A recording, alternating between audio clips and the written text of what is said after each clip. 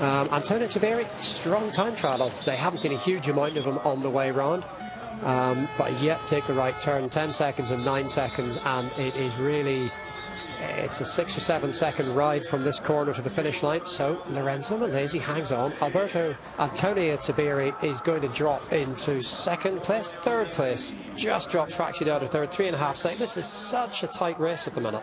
It's 3 and 4 seconds covering the top 4 or 5 riders. Lorenzo Milesi looks like a man who has seen Brandon McNulty's intermediate split, I'd have to say. And we are back out on the road with the American, who is, as our colleague Adam Blythe would say, really motoring.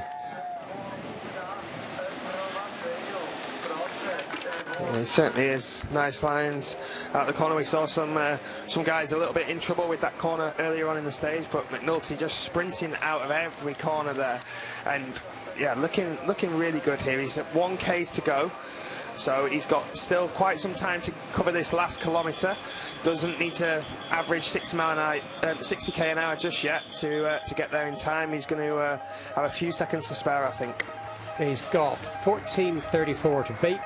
He had 21-second margin on Lorenzo Milesi at the top, 53 seconds. We haven't seen anyone come into this section of the course with a 50-second buffer on Lorenzo Milesi. This is looking very, very good for the young American from the UAE Team Emirates, trying to win this World Tour stage of this World Tour race to take out, hopefully, the GC here at the Tour of Poland. Would be, I think, his first World Tour stage race win if he does it. And he's got 26 seconds to get there, and surely 26 seconds is enough. Makes the right turn. He's only 5 or 6 seconds from the line. Lorenzo Milesi's time is on the screen. It's not going to withstand the assault of Brandon McNulty. He's out of the saddle, accelerating every scrap of time to the line he can get. He's in. He's got a 12.5 second margin. Do you know what? He gave away a little bit in the second half of that race. Maybe a little bit of frustration with himself. Maybe he thinks he hasn't paced that absolutely perfectly. But a 20-second margin for him is going to be enough over everybody else, except for the rider who's still out on the course here. We're looking at now the rider from Ineos Grenadiers in the yellow jersey, and that is Victor Langelotti, who is leading Brandon McNulty by 7 seconds on the GC at the beginning of today. He had given away that and more at the top of the climb at the intermediate time check. Has he managed to pull any of it back? Has Brandon McNulty given away anything on the last 6 kilometres of this course today?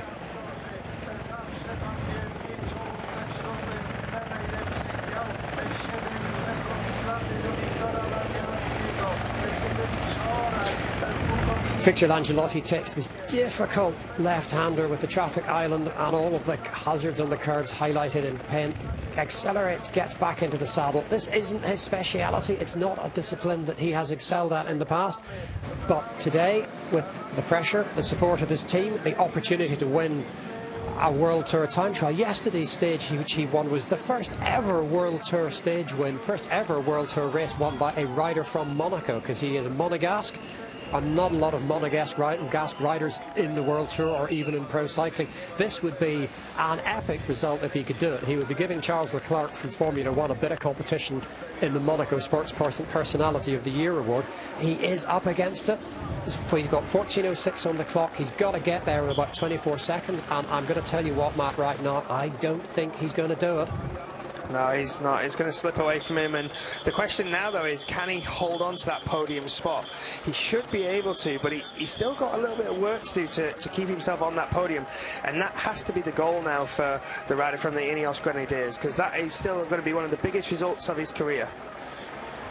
Yeah, and Ineos Grenadiers have had a good week. They would love to roll it out with a podium spot for their rider, Victor Angelotti, signed for the team this year. He's 9 seconds off. Brandon McNulty has won the stage, and Brandon McNulty has won the GC here at the Tour of Poland 2024.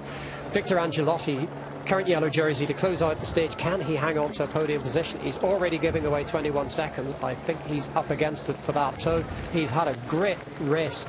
Epic stage win yesterday, and you know what, he's done the jersey proud today. For someone who's not a special in this discipline, he's ridden superbly, but he's already 37 seconds behind the young American.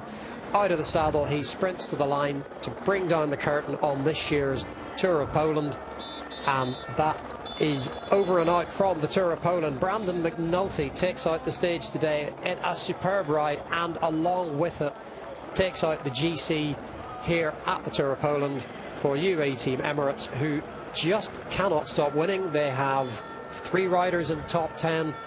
They have been kind of dominant for the last couple of days of the race, and well, what a good time trial. I have loved every minute of that.